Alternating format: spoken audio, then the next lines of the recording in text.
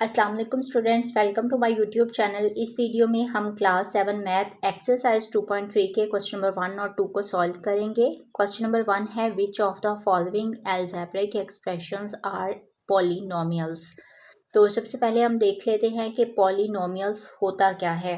Polynomials एक algebraic expression होता है जो वेरिएबल होता है, उसमें उसका जो एक्सपोनेंट होता है वो होल नंबर होना चाहिए। होल नंबर्स क्या होते हैं? 0, 1, 2, 3, 4 और ये जारी रहते हैं, यानी होल नंबर 0 से स्टार्ट होता है।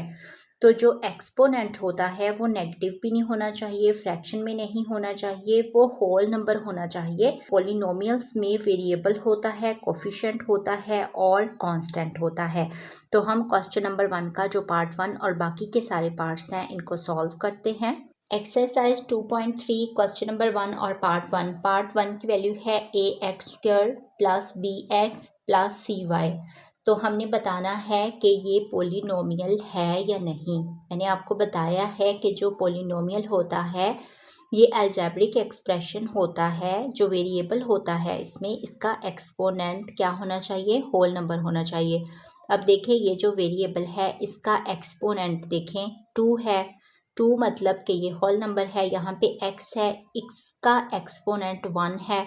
यहाँ पे y है, इसका एक्सपोनेंट भी 1 है। तो यहाँ पे हम लिख सकते हैं कि ये पॉलिनोमियल है। तो यहाँ पे हम लिखते हैं सॉल्यूशन में दिस इज द पॉलिनोमियल्स। तो इस तरह पार्ट 1 सॉल्व हो गया। पार्ट 2 की वैल्यू है 2/3x² माइनस x/4 प्लस 1/16। अब यहाँ पे देखें, ये जो वेरिएबल है इसका एक्सपोनेंट 2 है, ये होल नंबर है, इसका एक्सपोनेंट भी होल नंबर है। तो इस तरह हम इसको लिख सकते हैं कि ये पॉलिनोमियल है। तो यहाँ पे सॉल्यूशन में हम लिखेंगे दिस इज अ पॉलिनोमियल।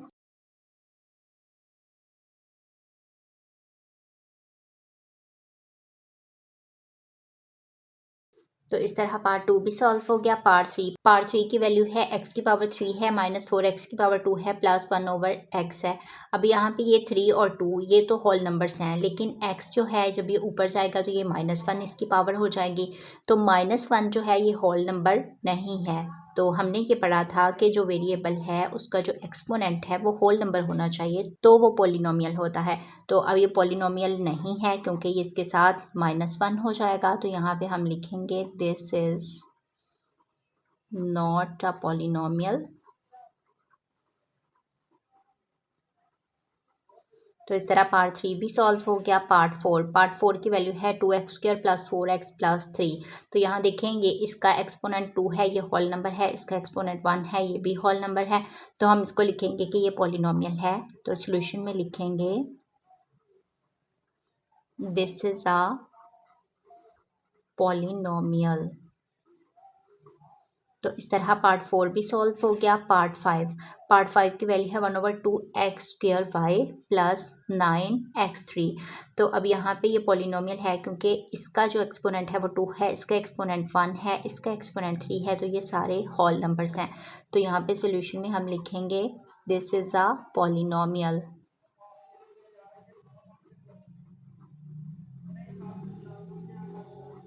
तो इस तरह पार्ट 5 भी सॉल्व हो गया। Part 6 -1/2x। अब देखें x का एक्सपोनेंट जो है वो 1 है, तो ये भी पॉलिनोमियल है क्योंकि ये होल नंबर है 1। तो यहाँ पे सॉल्यूशन हम लिखेंगे दिस इज अ पॉलिनोमियल।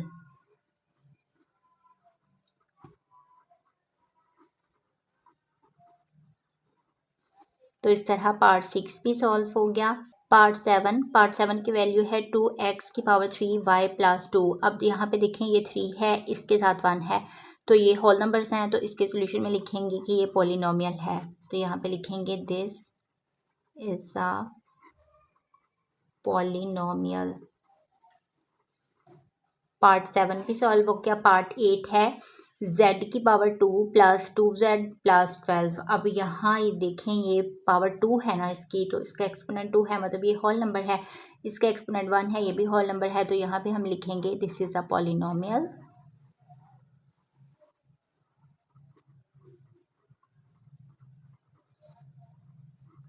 तो इस तरह हमारा पार्ट 8 भी सॉल्व हो गया, साथ ही हमारा क्वेश्चन नंबर 1 कंप्लीट सॉल्व हो गया है। क्वेश्चन नंबर टू है find the degree of polynomials given in question 1। तो ये जो क्वेश्चन 1 है इसके सारे पार्ट्स को यूज़ करते हुए हमने डिग्री ऑफ पॉलिनोमियल्स बतानी है। तो वेरिएबल का जो सबसे बड़ा एक्सपोनेंट होगा वो डिग्री ऑफ पॉलिनोमियल होगा। तो हम क्वेश्चन नंबर 2 को सॉल्व करते हैं। डाटा हमने क्वेश्चन 1 का लेना है। क्वेश्चन नंबर 2 और पार्ट वन की वैल्यू को हमने यहाँ पे लिख लिया है। ये जो पार्ट 1 की वैल्यू है, ये जो क्वेश्चन नंबर 1 की जो पार्ट 1 था ना वो हमने लिखा है। अब यहाँ पे हमने डिग्री ऑफ पॉलिनोमियल बतानी है। तो अब हमने क्या पढ़ा है कि वेरिएबल का जो सबसे बड़ा एक्सपोनेंट होगा वो डिग्री ऑफ पॉलिनोमियल होगा। तो यहाँ पे डिग्री कितनी बन रही है 2। देखें x की पावर 2 है ना, यहाँ पे 1 है, यहाँ भी 1 है, तो सबसे बड़ा एक्सपोनेंट 2 है। तो यहाँ पे हम लिखेंगे डिग्री। ये सोल्यूशन हम कर रहे हैं। डिग्री इक्वल है 2 के। पार्ट 1 सॉल्व हो गया। पार्ट टू का जो सोल्यूशन है, तो यहाँ पे भी सबसे बड़ा वेरिएबल का एक्सपोनेंट ये 2 है, तो यहाँ भी डिग्री इक्वल आएगी 2 के। पार्ट 3 x की पावर 3 है माइनस 4x की पावर 2 है प्लस 1 ओवर x है। अब x जो है ये ऊपर जाके -1 हो जाएगा। ये पॉलिनोमियल नहीं है तो इसलिए हम इसकी डिग्री भी नहीं लिखेंगे। तो यहाँ पे आएगा नो डिग्री। अगर ये पॉलिनोमियल होता तो हमने इसकी डिग्री लिखनी थी। अब ये पॉलिनोमियल नहीं है तो इसकी डिग्री हम नहीं लिख रहे। तो इस तरह पार्ट 3 सॉल्व हो गया। पार्ट 4 की वैल्यू है 2x की पावर 2 प्लस 4x प्लस 3। तो अब यहाँ देखें सबसे बड़ा जो एक्सपोनेंट है वेरिएबल का वो 2 है, तो यहाँ भी डिग्री आएगी। सोल्यूशन 2 डिग्री आएगी। तो इस तरह पार्ट 4 भी सॉल्व हो गया। पार्ट 5 की वैल्यू है 1/2x² y प्लस 9x3। तो यहाँ पे देखें ये डिग्री 2 है, यहाँ पे 1 है, 2 और 1 3, और यहाँ भी 3 है। तो मतलब इसकी डिग्री जो है वो 3 आएगी। तो यहाँ पे हम सोल्यूशन में लिखते हैं डिग्री इक्वल है 3 के। तो इस तरह पार्ट 5 भी सॉल्व हो गया। पार्ट 6 की वैल्यू है -1/2x। तो यहाँ पे x का जो एक्सपोनेंट है वो 1 है, तो इस वक्त जो सबसे बड़ा एक्सपोनेंट है वो 1 ही है।